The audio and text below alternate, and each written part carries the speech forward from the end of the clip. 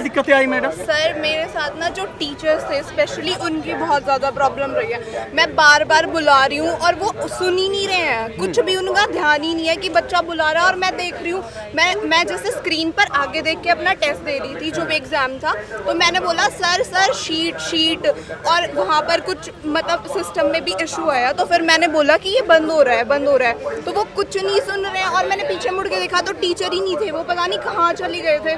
फिर मैं ऐसे ही चिल्ला रही हूँ, फिर वो आए, पता नहीं किसने बोला उनको, और वो बहुत देर बाद तो वो आए हैं। जब तक मैंने खुद ही कैसे भी कुछ भी मैनेज करो, कुछ भी करो, और फिर प्रोटेस्ट करते हैं तो फिर इनको दिक्कत रहती है हर चीज़ से। अब देखिए एक चीज़ बताइए मुझे, 1 घंटे का पेपर है, 1 घंटे का पेपर है। हाँ। मेरा टाइम भी वेस्ट हो रहा है। उस टाइम को कौन, पहले भी जो मेरा इससे पहले अब ये री एग्जाम हुआ है, उससे पहले भी सर जो मेरा सेंटर था वहाँ पर हमारी 4 से 5 मिनट वेस्ट हो गई। और उन्होंने बोला कि टाइम ना रुका हुआ है, ये टाइम नहीं जाएगा। लेकिन जब हमने दोबारा, बहुत सारे बच्चों ने जब एग्जाम स्टार्ट किया ना, रीस्टार्ट किया, तो उसमें 4 से 5 मिनट जा चुकी थी। पहले ही हमारे पेपर में 100 क्वेश्चंस होते हैं, 60 मतलब 100 क्वेश्चंस होते हैं, 60 मिनट्स होती है।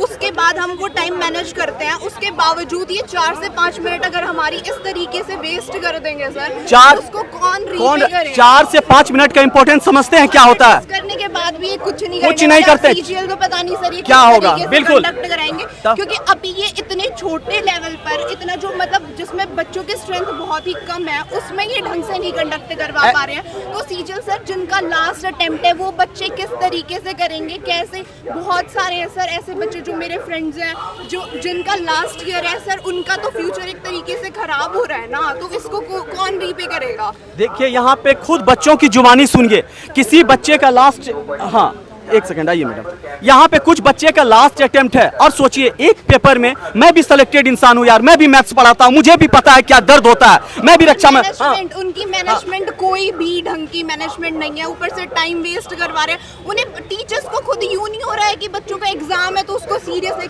किसी को कुछ नहीं है।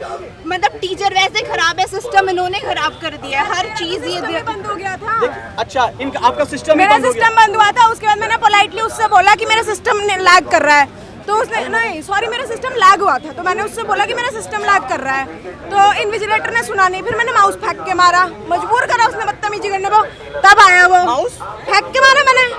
अच्छा ठीक है। हाँ भाई क्या करती मैं उस टाइम पे, क्या करती उस टाइम पे?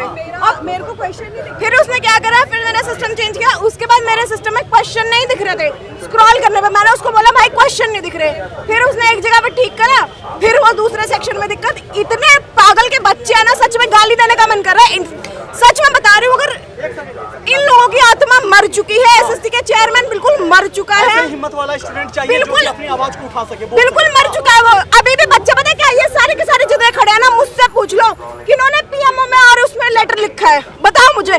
जब आभास सैनी सर ने और इवन वाले सर ने बोला है, भूतेश सर ने, कि आप अपनी अपनी आवाज उठाओ, कितने बच्चों ने करी है यहाँ पे? कोई नहीं करेगा। कंट्रोवर्सी के लिए सब वीडियो शेयर करेंगे, बट अगर बात आ जाएगी ना वो वाली वीडियोस की, उसको कोई नहीं करेगा। सारे के सारे अपने आप मजबूर है। सच में मैं तो स्टेनो में अच्छे मार्क्स लाए, आगे निकल लूंगी, बाहर में जाए।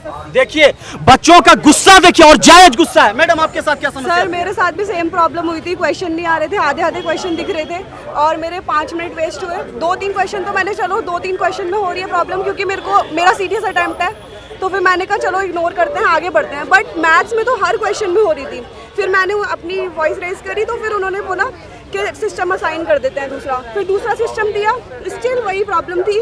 फिर मैंने सर को दोबारा बुलाया, तो सर ने बोला कि आपके ना एसएससी की तरफ से प्रॉब्लम है, ये हमारे एंड पे कोई प्रॉब्लम नहीं है, क्वेश्चन पेपर लोड नहीं हो रहा, आपका क्वेश्चन पेपर लोड नहीं हो रहा, आप एसएससी को मेल करना कि मैंने ये प्रॉब्लम फेस करी। वो चले गए, फिर सर वो दिख नहीं रहे थे, फिर मैंने उन्हें दोबारा बुलाया तो उन्होंने फॉन्ट एडजस्ट किया तो वो दिखने लगे, पर सर इस पूरे प्रोसेस में मेरे 10 मिनट वेस्ट हो गए। इसके पहले जो आपका एग्जाम हुआ था वो कैसा हुआ था? वो मेरा ठीक था, उसमें मेरे को कोई प्रॉब्लम, वो एग्जाम आपका सही था, फिर भी आपका एडमिट कार्ड आ गया? हाँ, फिर भी मेरे को री एग्जाम मिला, मुझे नहीं पता क्यों मिला, बट इस वाले में मैंने सीरियसली प्रॉब्लम फेस करी है। देखिए यहाँ पे 10 मिनट इन बच्चे का बर्बाद हुआ। आप बताइए मुझे, एक एक सेकंड मायने रखता है, पता है? अगर आपका 10 सेकंड बर्बाद होगा ना भैया, तमिलनाडु, दिल्ली से सीधे तमिलनाडु आप पहुंच जाइएगा।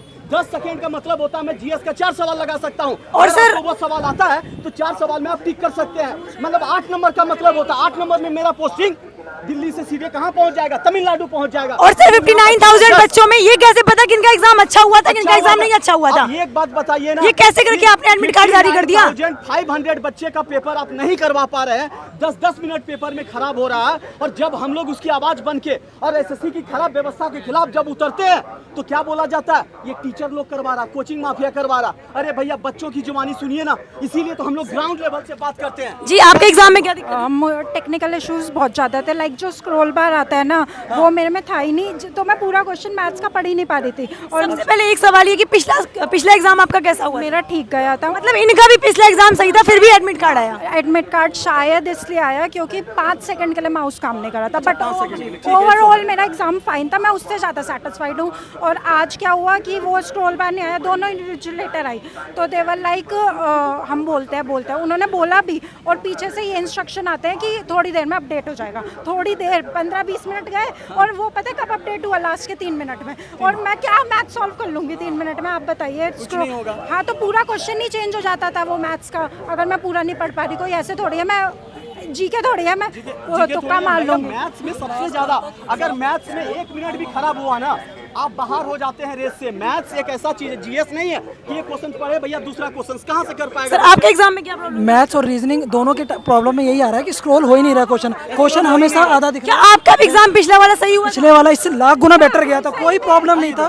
तो भी एडमिट कार्ड भी वजह बेफजूल का एडमिट कार्ड मेरे ना 12+2 और मैट्रिक वाले में माउस नहीं चल रहा था, सिस्टम 4 बार सिस्टम बंद हुआ था उन एग्जाम्स में, उसका कोई एडमिट कार्ड नहीं है। बट इस एग्जाम का बिल्कुल बढ़िया एग्जाम गया था, उसके बावजूद ये दोबारा एडमिट कार्ड आया। सबसे बड़ा बच्चे को यही प्रॉब्लम, लगातार यही प्रॉब्लम हो रहा है। मुझे समझ नहीं आ रहा ये इनकी गलती है, सेंटर वालों की गलती है, क्या किसकी गलती है? सेंटर की नहीं, सॉफ्टवेयर इनका ये सॉफ्टवेयर सर्वर प्रॉब्लम है, सॉफ्टवेयर का प्रॉब्लम है। और ये एजेंसी अभी देखिए, एक तो बच्चे इतने प्रॉब्लम फेस कर रहे हैं। रीजनिंग का क्वेश्चन कैसे दे रहे हैं? हम लोग स्टेटमेंट नीचे जजमेंट आता, इनके उन्होंने अलग ही कर दिया, ऊपर ऑप्शन दे रहे हैं, नीचे मेन क्वेश्चन आ रहा है।